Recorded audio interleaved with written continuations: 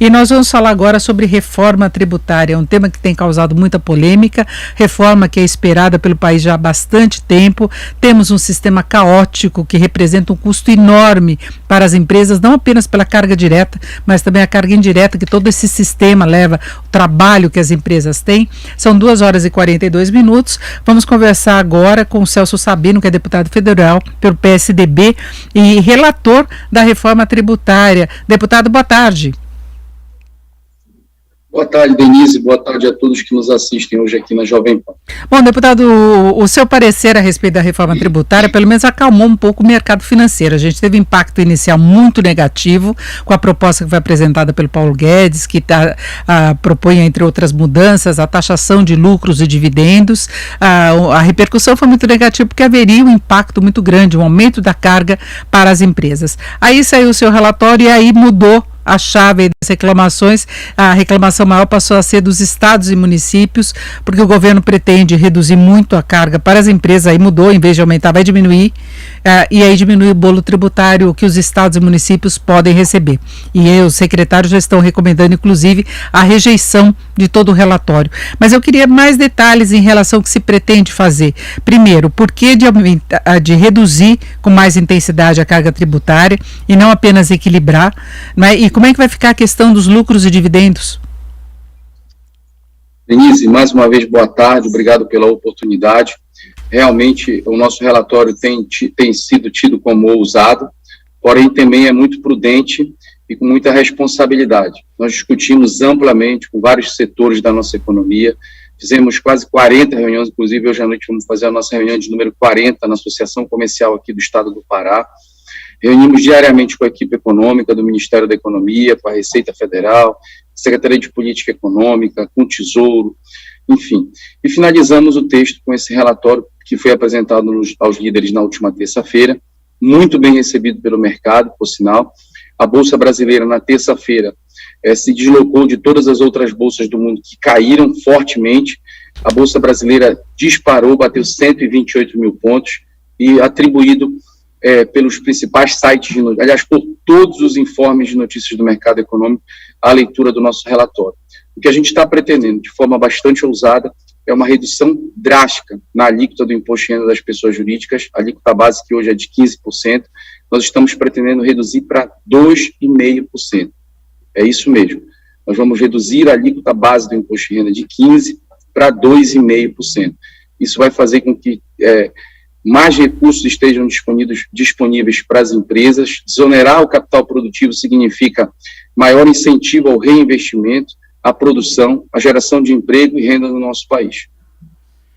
E aí a questão dos lucros e dividendos ficaria mesmo naquela taxa de 20%, com faixa de isenção de 20%, pegando as pequenas e médias empresas, porque por aí tem uma divergência entre a sua posição e do ministro Paulo Guedes, não é? O lucros e dividendos é uma modalidade de tributação que já existe no mundo inteiro. Só o Brasil e raríssimos países que não tributam os lucros e dividendos que são distribuídos. Os membros da OCDE, por exemplo, salvo engano, só a Estônia e o Brasil que não tributam os lucros e dividendos. A média da OCDE, inclusive, varia de 20% a 40%. Há países que tributam a distribuição de lucros e dividendos em 50%. Nós estamos pegando a menor faixa da OCDE, que é 20%. Lembrar que estudos feitos no Ministério da Economia, na Receita Federal, que selecionou no ano passado 21 mil CPFs, que declararam nas suas rendas o valor de 230 bilhões de reais, 21 mil pessoas declararam que receberam 230 bilhões de reais livres de tributação, sem serem alcançadas pelo... Um único CPF, para você ter uma ideia, declarou que recebeu 50 milhões de distribuição de lucros e dividendos sem serem taxados. Então, nós estamos reduzindo a alíquota do imposto de renda da pessoa jurídica do capital que produz, estamos buscando aí a renda das grandes fortunas que hoje no Brasil não são tributadas. Agora, o ministro Paulo Guedes, num encontro que teve com empresários também na semana passada, que não foi muito divulgado, ele falou que pode discutir essa questão dos lucros e dividendos, e eu acho que o senhor já tinha antecipado que pode haver uma redução dessa faixa de isenção, uma diminuição dela, para poder pegar todas as empresas. Há fundamento nessa sinalização? Nós estamos ainda iniciando o processo na Câmara, demos o primeiro passo com a apresentação desse nosso relatório, que foi muito bem aceito pelos líderes e por todo o mercado. Agora, o trâmite natural de aperfeiçoamento legislativo, todas as ideias que estão contidas ali estão passíveis de serem aprimoradas, de serem aperfeiçoadas até o momento do seu amadurecimento final e o texto ser levado à votação no plenário.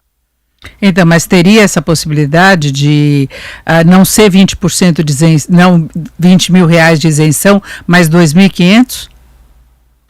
Eu poderia responder para você que sim, existe a possibilidade. Se você me perguntasse se não teria a possibilidade de mexer também, eu responderia não teria também. Está tudo sobre a mesa, nós estamos fazendo contas e a gente pretende apresentar a melhor proposta para o país, né? O entendimento é correto, que o Ministério apresentou, está na linha certa, mudar a direção da carga tributária do nosso país, desonerando o capital produtivo e buscando onerar a renda das pessoas que têm maior capacidade contributiva e que hoje estão, inclusive, fora da pirâmide. Isso, inclusive, não vai ser compensado totalmente. Por exemplo, em 2023, o que o governo deve perder com a redução da alíquota do imposto de renda de 15 para 2,5, ela está estimada em 98 bilhões de reais, que se pretende arrecadar, por exemplo, com a tributação de lucros e dividendos e do JCP, que é distribuído especialmente pelos bancos, se busca arrecadar 57 bilhões. Então, ou seja, o que vai se arrecadar com a tributação de lucros e dividendos das pessoas que não estão sendo tributadas hoje, não vai compensar totalmente o valor que vai se deixar de arrecadar com a redução da alíquota do imposto de renda das pessoas jurídicas.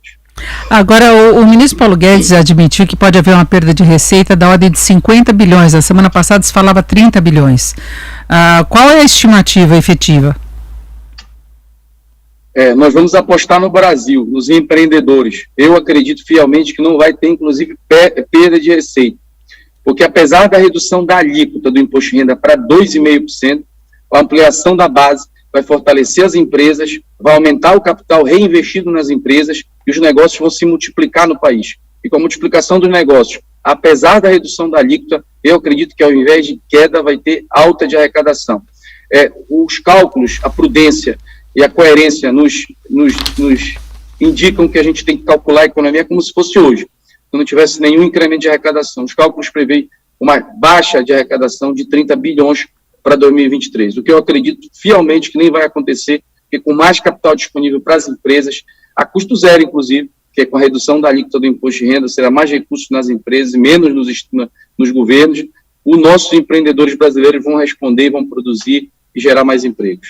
Agora, deputado, não é arriscado contar com otimismo em termos de retomada, porque a gente tem altos e baixos da economia, né? Nós temos ainda uma situação de crise sanitária, temos eleições do ano que vem, sabemos que a confiança pesa muito em decisões de investimento, de contratação, então a economia tem um dinamismo que é influenciado por vários fatores. A crise sanitária, até dezembro, nós já vamos estar com essa página virada. Até dezembro, as piores perspectivas já apontam que até dezembro toda a população brasileira já vai estar vacinada. Nós vamos retomar o processo de desenvolvimento econômico de onde nós paramos antes do processo de pandemia sanitária. Além disso, a previsão de incremento de arrecadação para esse segundo semestre, antes do pacote ainda entrar em vigência, já ultrapassa os mais otimistas pensamentos, né? Já se espera ter uma arrecadação muito grande, acima do calculado, acima do pré-estabelecido, que só esse incremento de arrecadação que a gente vai ter nesse segundo semestre já deve compensar com folga possíveis perdas, ainda que a economia não cresça. Volto a dizer, nós estamos colocando recursos dentro das empresas, retirando um pouco dos governos e colocando para dentro das empresas que produzem, que constroem edifícios, que empreendem lojas, que fazem novos projetos no Brasil. A indústria da construção civil já anunciou aí, através da sua confederação nacional, que com esse pacote pretende dobrar o volume de negócios para o ano que vem. E todos sabem que a indústria da construção civil é a indústria que mais emprega no país. A indústria da construção levou aquele susto também com a proposta original do governo, que era a taxação dos fundos imobiliários, entre outras medidas, né, que foram revistas. Isso, nós fizemos um bom enxugamento do texto, retiramos aquilo que não tinha muita, apesar de medidas legítimas, mas não tinha muita afinidade com a matéria que a gente estava trabalhando, e o principal foco, o principal aspecto desse projeto é mudar a direção da carga tributária para que o capital produtivo fique menos onerado no país. E com isso, mais investimentos e mais empregos. E além de tudo, a gente está reduzindo a carga tributária para as pessoas físicas e para as pessoas jurídicas no país. Agora, deputado, se os estados continuarem nessa posição atual, influenciando a base no Congresso, o senhor não tem receio de que isso acabe adiando e comprometendo a votação da reforma? Os estados têm sido bastante irrigados orçamentariamente. No ano passado, por exemplo, para combater a pandemia, estados e prefeituras receberam mais de 60 bilhões de reais. Receberam também quase 15 bilhões de reais por provisão que poderiam perder a arrecadação própria, o que não aconteceu. Estados cresceram as suas arrecadações próprias e ganharam 2 vezes, com o crescimento da arrecadação própria e com os repasses que vieram do governo federal. Além disso, estados receberam cerca de 11 bilhões de reais a título da sessão onerosa que nós fizemos no Congresso. O novo Fundeb tem injetado diretamente nas economias de estados e municípios no ano passado, mais 54 bilhões de reais, e esse ano mais 36 bilhões de reais. Estados e municípios têm recebido também cerca de 6 bilhões de reais anualmente a título de compensações pelas perdas com a Lei Candir. Então, eles têm, além do que, esse ano, nesses últimos meses, tem batido recordes de recebimento através dos fundos constitucionais FPE e FPM, chegando à marca de 116 bilhões de reais. Também estão registrando recordes históricos de arrecadação própria de estados e municípios.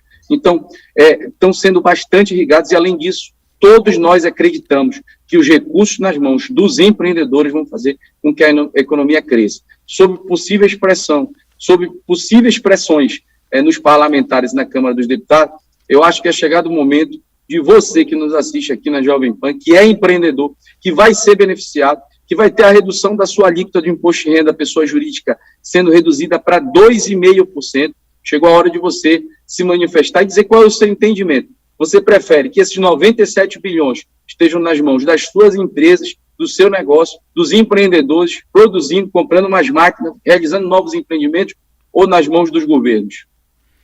Bom, e eu tenho uma última questão que está gerando muita polêmica, inclusive estamos tratando disso hoje, que é a questão dos bares e restaurantes reclamando do corte do estímulo para vale-refeição. Isso se confirma, vai ser mantido? Denise, é muita polêmica em relação a esse assunto. Obrigado pela oportunidade que você está dando da gente esclarecer o que está efetivamente no texto, né? A gente viu aí um vídeo que fizeram até de um ex-deputado sindicalista de São Paulo, dizendo que eu ia acabar com o vale-refeição. Isso não é verdade, hipótese alguma. O Programa de Alimentação do Trabalhador é um importante mecanismo para combater a segurança alimentar de todos os trabalhadores no Brasil. Tem um importante papel social, vai continuar existindo ticket de alimentação, vale-refeição, tudo que é atrelado ao PAT. O que acontece? O PAT tem inúmeros benefícios. Vou citar os 4 mais emblemáticos.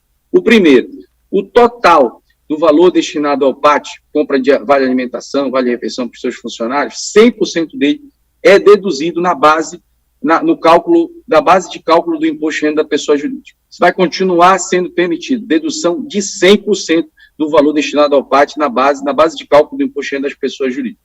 Além disso, todos os valores pagos aos trabalhadores a título de PAT são considerados como remuneração indireta, não incidindo sobre esses todos os tributos, todos os encargos que incidem sobre a folha de pagamento. Na prática, um empregado paga R$2.000 para o seu trabalhador, sendo R$1.100 a título de salário, por exemplo, e R$900 a título de vale-refeição, vale-alimentação, PAT. Esses R$900 não incidem sobre ele as verbas, os encargos que incidem sobre a folha de pagamento, e isso vai continuar do mesmo jeito que está.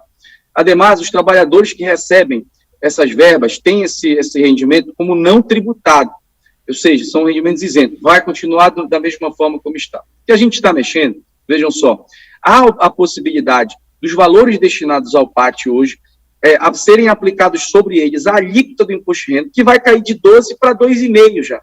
Então já vai ter uma redução de alíquota.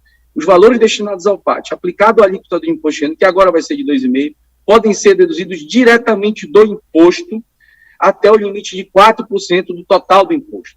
Então, veja bem, permanecendo as 2 primeiras que eu lhe falei, eu conversei com empresários da construção civil, empresários de shoppings, e todos concordam que vai continuar sendo eficiente, atrativo e muito oportuno continuar com os auxílios provenientes do PAT. Mas, mesmo assim, nós estamos iniciando o processo legislativo, estamos conversando com representantes aí dos setores que fazem hoje Sodex, ticket de alimentação, ticket de refeição, todo mundo que trabalha nesse ramo. Vamos aprimorar o texto, o objetivo é fortalecer a economia, não é prejudicar nenhum tipo de setor. Lembrando também que bares e restaurantes vão ser beneficiados com a redução da alíquota do imposto de renda de 15% para 2,5%. Nós estamos dando o primeiro passo e eu tenho certeza que essa injeção de ânimo na economia, no capital produtivo, vai fazer com que a gente tenha no Brasil o maior programa de geração de emprego dos últimos anos, o maior programa social. Deixa esse projeto de ser uma reforma no imposto de renda para ser o maior programa social. Vai ser o programa do emprego. Como é que ele vai funcionar? O cara que está hoje desempregado vai ser beneficiado com esse programa. Ele vai sair da casa dele de manhã, vai trabalhar 8 horas por dia e no fim do mês vai receber um salário. É isso que está precisando para cerca de 15 milhões de brasileiros que estão no Brasil sem emprego hoje. Perfeito, nós ouvimos o deputado Celso Sabino, deputado federal pelo PSDB do Pará, relator da reforma tributária. Deputado, muito obrigada, uma boa tarde. Obrigado, Denise, obrigado a todos que nos assistiram, sigo à disposição de vocês.